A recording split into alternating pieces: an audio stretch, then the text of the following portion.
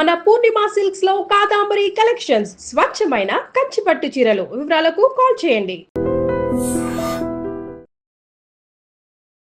నమస్తే, welcome back to iDream media. నేను మీ ఝాన్సీ. ప్రస్తుతం మనతో గ్యాస్ట్రో సర్జన్ డాక్టర్ శ్రీమన్నారాయణ గారు ఉన్నారు ఫ్రమ్ మెడికవర్ హాస్పిటల్ నుంచి. ఫర్టింగ్ ఈ వర్డ్ మనం రెగ్యులర్గా వింటూనే ఉన్నాము. అంటే తెలుగులో గ్యాస్ ఫామ్ అవ్వడం, నలుగురిలో ఉన్నప్పుడు ఫర్ట్ చేసినప్పుడు స్మెల్ వస్తుందని కానివ్వండి, ఫుడ్ డైజెషన్ అవ్వనప్పుడు కానీ, మోషన్ ఫ్రీగా అవ్వనప్పుడు, అందరిలో కూర్చున్నప్పుడు నలుగురిలో కూర్చున్నప్పుడు ఫర్ట్ చేస్తే అందరు నవ్వుతారు, అలానే ఆపుకోవడం, ఇంకా గ్యాస్ట్రిక్ సమస్యలను పెంచుకోవడం, ఇలాంటివన్నీ జరుగుతాయి. అసలు ఒక గట్ హెల్త్ అని కూడా ఇప్పుడు అంటున్నారు. కాబట్టి మనం ఎలాంటి ఫుడ్ తీసుకోవాలి, ఎలాంటి ఫుడ్ తీసుకున్నప్పుడు ఈ ఫర్టింగ్ సమస్యలనే వస్తాయి, ఈరోజు డిస్కస్ చేద్దాము.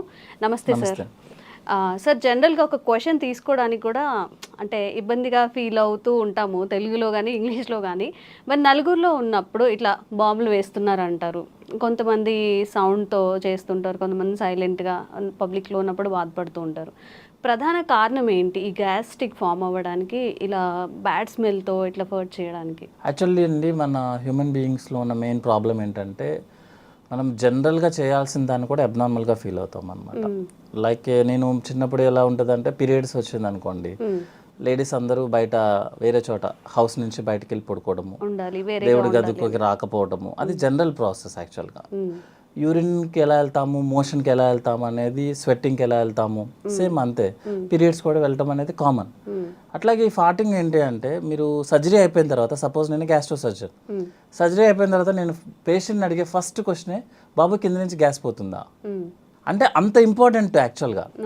కానీ అదే గ్యాస్ మనం అందరూ పబ్లిక్లో ఉన్నప్పుడు అయితే కింద నుంచి పాస్ చేస్తే, మనం పాస్ చేయడానికి ఇబ్బంది పడతాము, మనం ఏదో పెద్ద తప్పు చేసేసినట్టు ఆ ఎదుటిన్న అతను కూడా నవ్వటం మొదలు పెడతారు. ప్రాబ్లం ఏంటంటే, ఎదుటిన్నాడు నవ్వటం మొదలుపెట్టినప్పుడే మనం షైగా ఫీల్ అవుతాం. యాక్చువల్గా that is the general process. మీరు నోట్లోంచి, మీరు ముక్కులోంచి గాలి తీసుకుంటున్నారు కదా, ఎక్కడికి పోవాలి? అది కింద నుంచే రావాలి కదా, ఎక్కడికి పోతుంది అది? సేమ్ అదే కాన్సెప్ట్ కదా. సో అంత కామన్ దాన్ని మనం చాలా అబ్నార్మల్గా చేసి, ప్రాబ్లం ఎక్కడ వస్తుంది అంటే, సపోజ్ ఆయన కంప్లీట్గా గ్యాస్ పాస్ చేయలేదు అనుకోండి, ఆ గ్యాస్ మొత్తం లోపల అక్యుములేట్ అయిపోతుంది.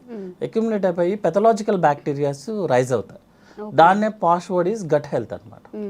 సో గట్ హెల్త్ ఏంటంటే, సపోజ్ మనం హై ప్రోటీన్ తీసుకుంటున్నాం, high protein high fatty meals తీసుకుంటున్నాం అనుకోండి, అది కంప్లీట్గా మనకి డైజెషన్ అవ్వకుండా మోషన్లోనే వచ్చేస్తుంది అనమాట. సో మోషన్ని మనం ఎక్కువసేపు హోల్డ్ చేస్తే ఏమవుతుందంటే, మనకు లోపల బ్యాక్టీరియాస్ ఉంటాయి. పాలు పెరిగవడానికి కావాల్సిన బ్యాక్టీరియా ఎంత గుడ్ బ్యాక్టీరియా ఉంటుందో, సేమ్ మన బాడీలో కూడా బ్యాక్టీరియా ఉంటుంది. ఆ బ్యాక్టీరియాని మనం డైజెషన్ చేయాలి. సపోజ్ మీరు ఎక్కువసేపు ఆ ఫ్యాటీ మీల్ని, ప్రోటీన్ మీల్ని బాడీలో ఎక్కువసేపు ఉంచుకున్నాం అనుకోండి, అది డైజెషన్ అయ్యి బ్యాడ్ స్మెల్ని క్రియేట్ చేస్తుంది. సో జనరల్ ఫార్టింగ్ అనేది, జనరల్ గ్యాస్ పాస్ చేయడం అనేది స్మెల్ ఉండదు ఎప్పుడు. ఎక్కువగా ఇట్లా ఇబ్బంది అయ్యి, మనం పాస్ చేయడం కష్టమయ్యి, లేకపోతే బాత్రూమ్స్కి వెళ్లకుండా నెగ్లెక్ట్ చేసి, వర్క్ హడావుల్లో చాలా మంది మార్నింగ్ వెళ్లకుండా, సరే నైట్ టైం హ్యాపీగా రిలాక్స్ అయినప్పుడు వెళ్దాంలే అనుకొని నెగ్లెక్ట్ చేసిన వాళ్ళకి ఏంటంటే ఎక్కువ స్మెల్ వస్తుంది అనమాట. So but both are same. అదేమి డిసీజ్ కాదు, అదేం తప్పేం లేదు.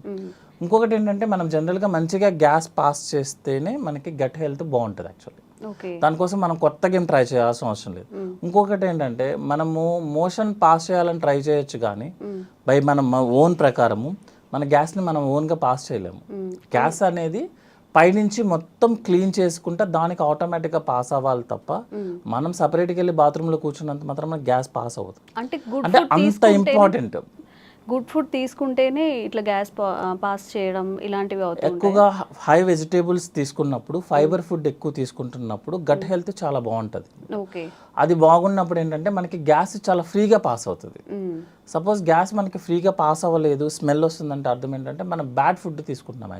బ్యాడ్ ఫుడ్ అంటే like fatty food, high fatty food, ఎక్కువ ఆయిల్ యూస్ చేయడము, ఎక్కువ ప్రోటీన్స్ తీసుకోవడం వల్ల మనకు ఫార్టింగ్ స్మెల్ వస్తుంది. But passing of gas is very important.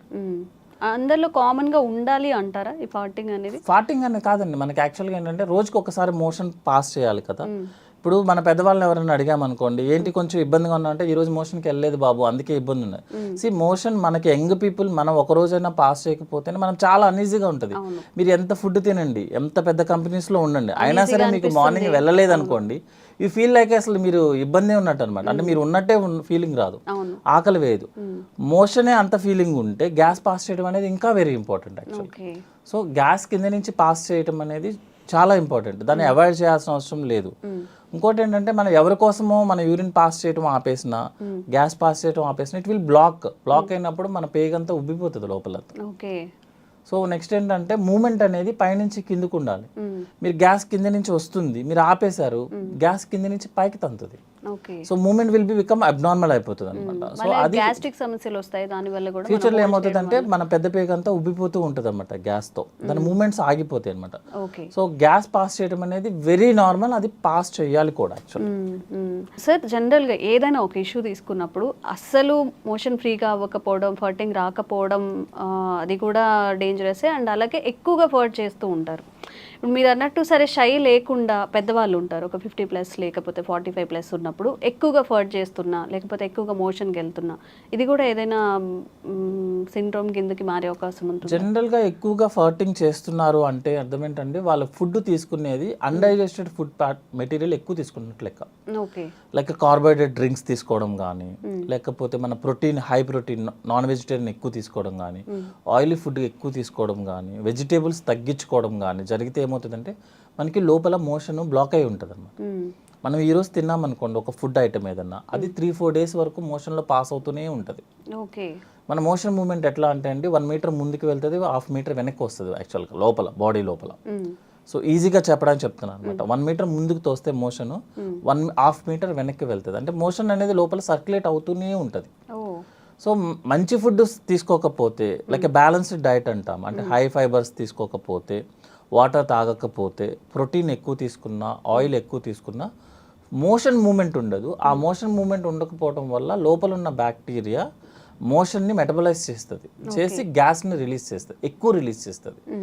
దానివల్ల ఎక్కువ ఫార్టింగ్ చేస్తున్నాడు తను. అంతేగాని అది హెల్దీ అంటారా? అది అన్హెల్దీయేనా? అది అన్హెల్దీ అండి. ఎక్కువ ఫార్టింగ్ చేయడం అనేది అన్హెల్దీ. ఓకే. రెగ్యులర్గా ఫార్టింగ్ చేయడం అనేది నార్మల్, హెల్దీ, వెరీ హెల్దీ.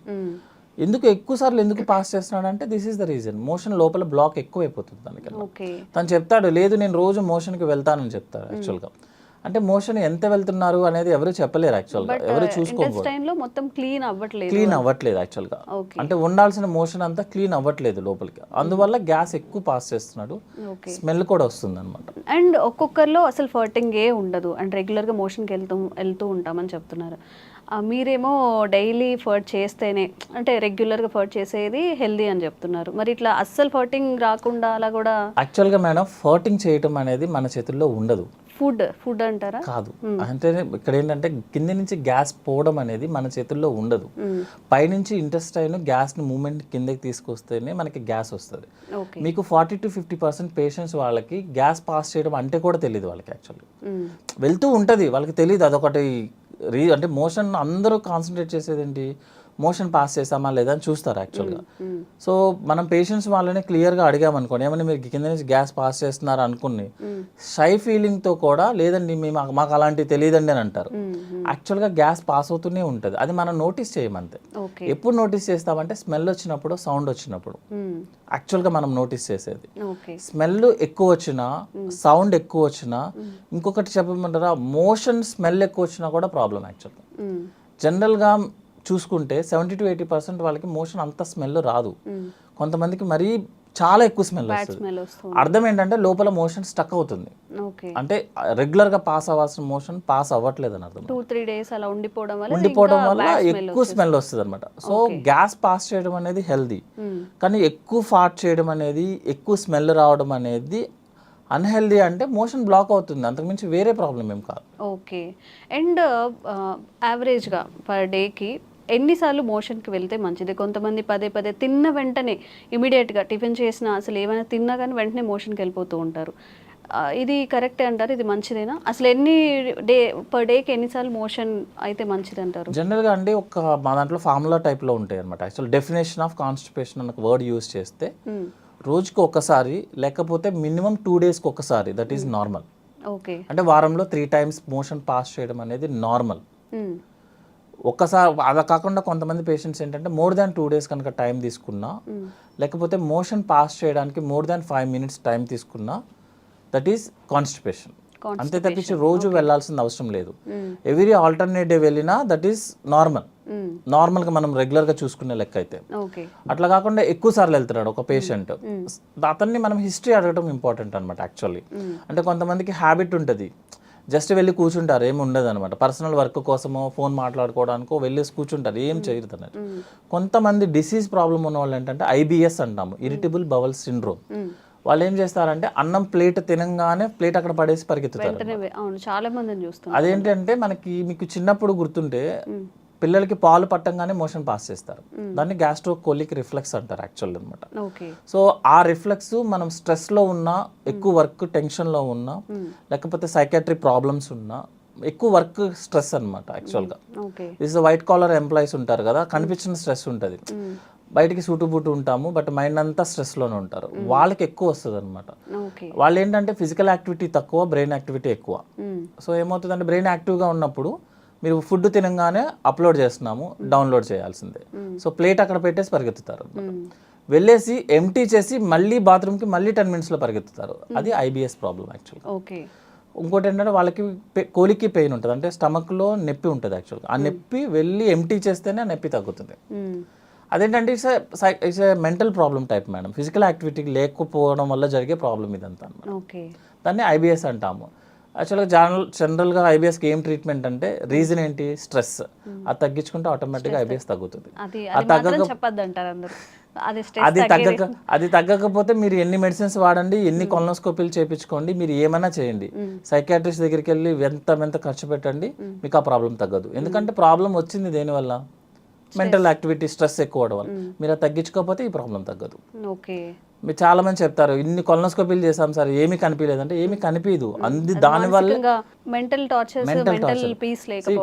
కొన్ని కండిషన్స్ ఉంటాయండి యాక్చువల్గా. టెస్టుల్లో ఏవి కనిపించకపోతేనే దాన్ని ఆ ప్రాబ్లం అంటారు. మీకు టెస్టులన్నీ నార్మల్ వస్తే కానీ పేషెంట్కి IBS. అదే IBS అంటే ఏంటంటే టెస్టులన్నీ నార్మల్ వస్తే పేషెంట్ కంప్లైంట్ చెప్తాడు, that is irritable bowel problem. Okay.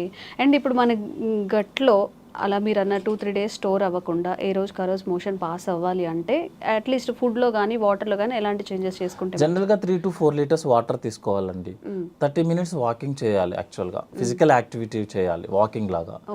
Walking అంటే ఫోన్ పట్టుకొని కాదు, మనం వాకింగ్ చేసుకుంటే బెటర్, పీస్ఫుల్గా అన్ని ఫీల్ అవుతూ నడుస్తున్నామని అని ఒకే పేస్లో చేసుకుంటా వాకింగ్ చేయాలి. చాలా మంది ఏం చేస్తారంటే 10 minutes చేసి 10 minutes రిలాక్స్ అయ్యి 10 minutes అట్లా కాదు, కంటిన్యూస్ 30 minutes వాకింగ్ చేయాలి, 3 to 4 liters వాటర్ తీసుకోవాలి. నెక్స్ట్ ఏంటంటే మన బ్యాలెన్స్డ్ డైట్ అంటాము, అంటే 60% కార్బోహైడ్రేట్స్ ఉండాలి, 20% ఫ్యాట్ ఉండాలి, 20% ప్రోటీన్ ఉండాలి. కార్బోహైడ్రేట్స్లో మోర్ ఏంటంటే వెజిటేబుల్స్ ఉండాలి యాక్చువల్గా, more fibre diet, you will pass by motion normally. ఫాటింగ్ కూడా రెగ్యులర్గా ఫాట్ అయిపోతూ ఉంటుంది, స్మెల్ ఉండదు, ఏం ఇబ్బంది ఏం రాదు. Okay sir, thank you. And for more videos, please subscribe to iDream. Please subscribe to iDream. Please subscribe iDream. And please subscribe to iDream. For more videos, subscribe to iDream. please like, share and subscribe to the channel. Congratulations, iDream. Subscribe to iDream. Subscribe to iDream. So subscribe to iDream Media. iDream ki iDream team andarki huge congratulations. Please subscribe iDream Media. Please subscribe to iDream. Subscribe iDream. Please subscribe to iDream. iDream అంటే నా కళల ఛానల్ను subscribe చేసుకున్న నోరు తిరుగుతలేదు, మీరైతే గంట గుర్తు కొట్టండి. For more such videos, please subscribe to iDream. Subscribe to iDream. Please subscribe to iDream. Please subscribe iDream Media. Please do subscribe to iDream. Please subscribe to iDream Media. For best entertainment and information, please subscribe iDream. And don't forget to subscribe to iDream.